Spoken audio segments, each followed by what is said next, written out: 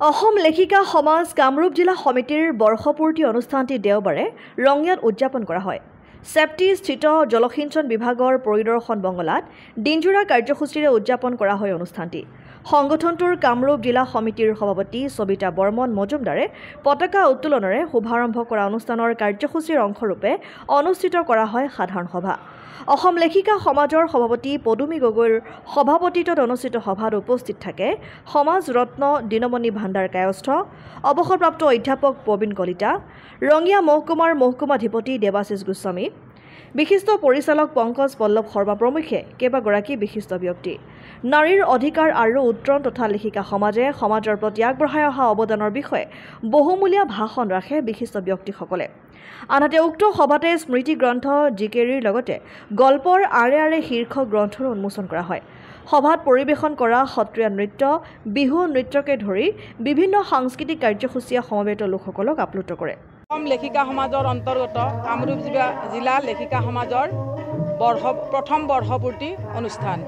এই অনুষ্ঠানটি জন্ম হৈছিল 2023 চনৰ 24 আগষ্ট তাৰিখে ৰঙিয়াৰ মধ্যস্থল ৰাইজমেল কৃষক শ্বহীদ ভৱনত।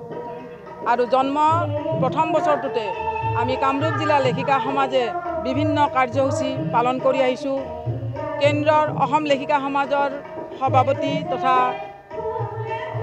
গোটেই সমিতিখনৰ নিৰ্দেশ অনুযায়ী আমি উদ্দীপনা দিৱস 20 ছেপ্টেম্বৰ, 2 অক্টোবৰ গান্ধী জয়ন্তী মৈত্ৰী দিৱস, তাৰপিছত তেখেতসকলে কেন্দ্ৰীয়ভাৱে আয়োজন কৰা খিলঞ্জীয়া দিৱস, আন্তৰ্জাতিক মাতৃ দিৱস, আন্তৰ্জাতিক নাৰী দিৱস, এই সকলোবিলাক অনুষ্ঠানতে অংশগ্ৰহণ কৰি আমি আমাৰ সক্ৰিয়তা প্ৰকাশ কৰি আহিছোঁ। এই বিগত বছৰটোত কামৰূপ জিলা লেখিকা সমাজৰ কেইবাগৰাকীও লেখিকাই কেইবাখনো কিতাপ উলিয়াই আমাৰ লেখিকা সমাজৰ প্ৰথম যি কৰ্তব্য সেই কৰ্তব্য পালন কৰি আমি ভাষা জননীৰ সেৱাৰ ক্ষেত্ৰত কিঞ্চিত হ'লেও বৰঙণি আগবঢ়াবলৈ চেষ্টা কৰি আহিছোঁ।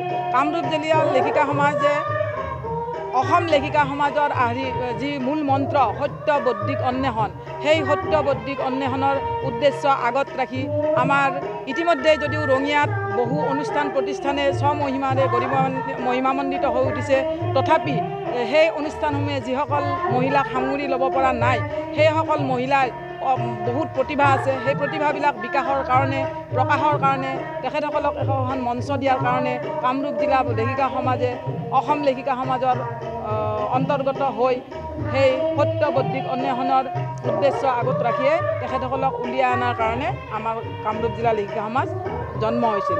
গতিকে এই জন্মৰ বছৰটোতে আমি আমাৰ মূল মন্ত্ৰ আৰু তথাপি লেখিকাসকলৰ যি আমাৰ প্ৰধান উদ্দেশ্য, সেই উদ্দেশ্যও আমি সাধন কৰিবলৈ চেষ্টা কৰি আহিছোঁ।